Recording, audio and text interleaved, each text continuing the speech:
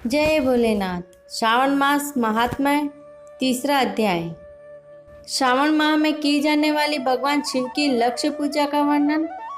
सनत कुमार बोले, हे भगवान, आपने श्रावण मासों का संक्षिप्त वर्णन किया है। हे स्वामीन, इससे हमारी तृप्ति नहीं हो रही है, अतः आप कृपा करके विस्तार से वर्णन करें, जिसे सुनकर हे सुरेश्वर मैं कृतकृत्य हो जाऊंगा।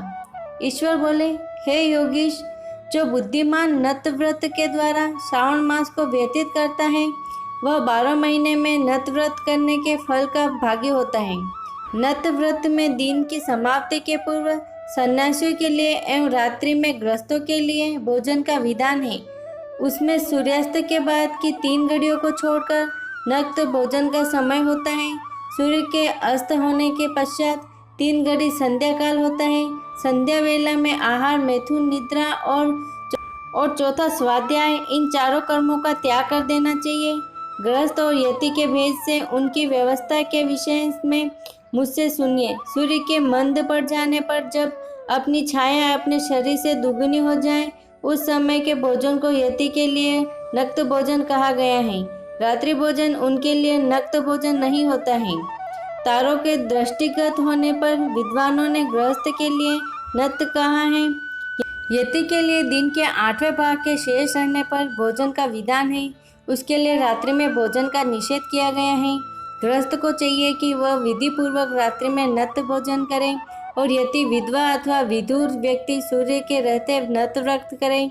विधुर व्यक्ति यदि पुत्रवान हो तब उसे भी रात्रि में ही नत व्रत करना चाहिए।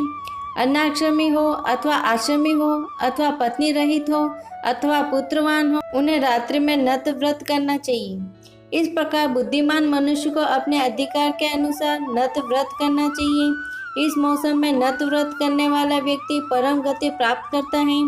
मैं प्रातःकाल स्नान करूंगा, ब्रह्मचार्य व्रत का पालन करूंगा, नत भोजन करूंगा, पृथ्वी पर सोऊंगा और प्राणियों पर दया करूंगा। हे देव, इस व्रत को प्रारंभ करने पर यदि मैं मर जाऊं तो हे जगतपे, आपकी कृपा से मेरा व्रत पूर्ण हो। ऐसा संकल्प करके बुद्धिमान व्यक्ति को श्रावण मास में प्रतिदिन नत व्रत करना चाहिए।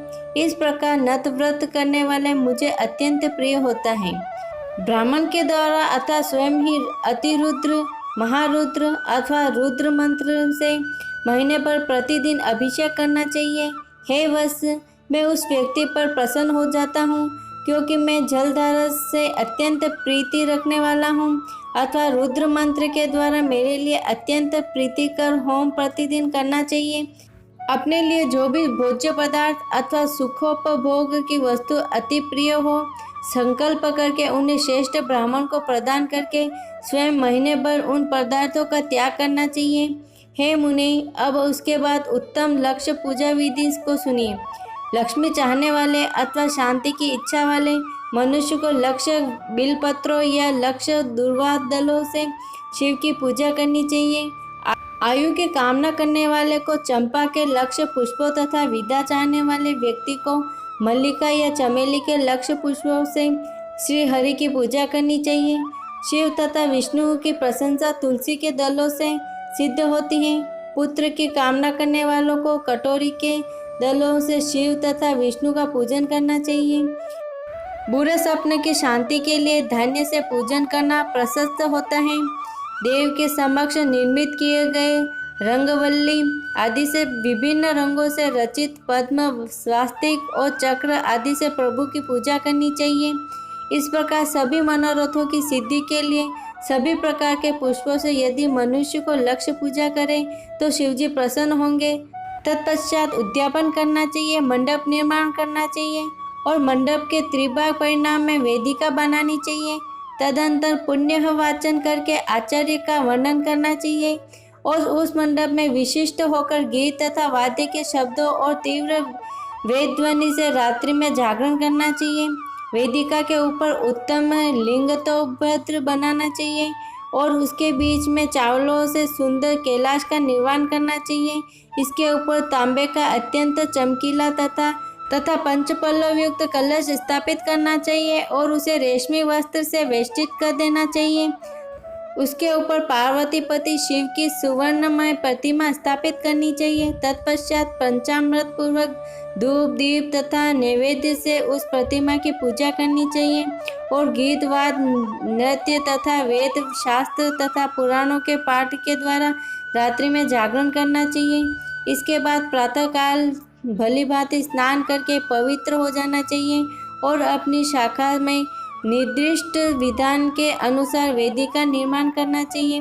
तत्पश्चात मूल मंत्र से या गायत्री मंत्र से या शिव के सहस्त्र नामों के द्वारा तिल तथा घृत मिश्रित खीर से होम करना चाहिए अथवा जिस मंत्र से पूजा की गई है उसे होम करके पूर्णाहुति डालनी चाहिए। इसके बाद वस्त्र अलंकार तथा भूषणों से भली भांति आचार्य का पूजन करना चाहिए।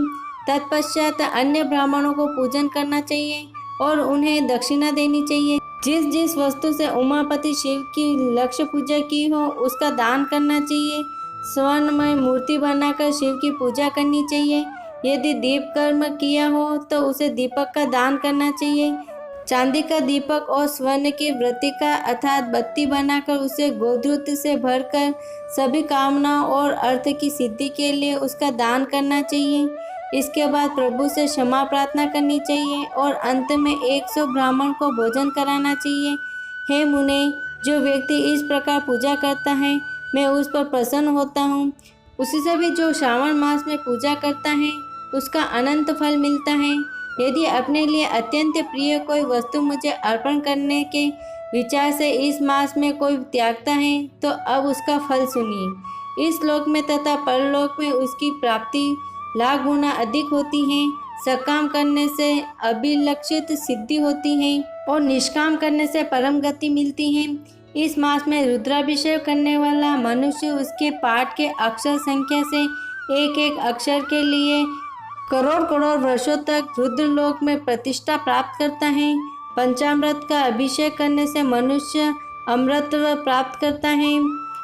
इस मास में जो मनुष्य भूमि पर शयन करता है उसका फल भी मुझसे सुनिए।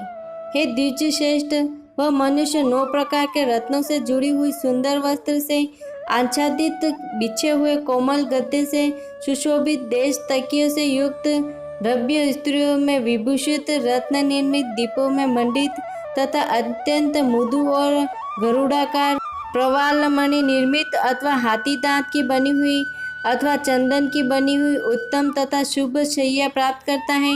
इस मास में ब्रह्मचर्य का पालन करने से वीर्य की दृढ़ पुष्टि होती है। ओज बल, शरीर की दृढ़ता और जो भी धर्म के विषय में उपकारक होते हैं वह सब उसे प्राप्त हो जाते हैं। निष्काम ब्रह्मचर्य व्रति को साक्षात ब्रह्म प्राप्ति होती है और सकाम को स्वर्ग तथा सुंदर देवगणाओं की प्राप्ति होती है। इस मास में दिन रात अथवा केवल दिन में अथवा भोजन के समय मौन व्रत धारण करने वाला ही महान वक्ता हो जाता है। व्रत के अंत में घंटा और पुस्तक का दान करना चाहिए। मौन व्रत के महात्म्य से मनुष्य सभी शास्त्रों में कुशल तथा वेद में वेदांग के पारंगत हो जाता है तथा बुद्धि में बृहस्पति के सम्मान हो जाता है। मौन धारण करने वालों को किसी से कलह नहीं होता, अतः मौन व्रत अत्यंत उत्कृष्ट है।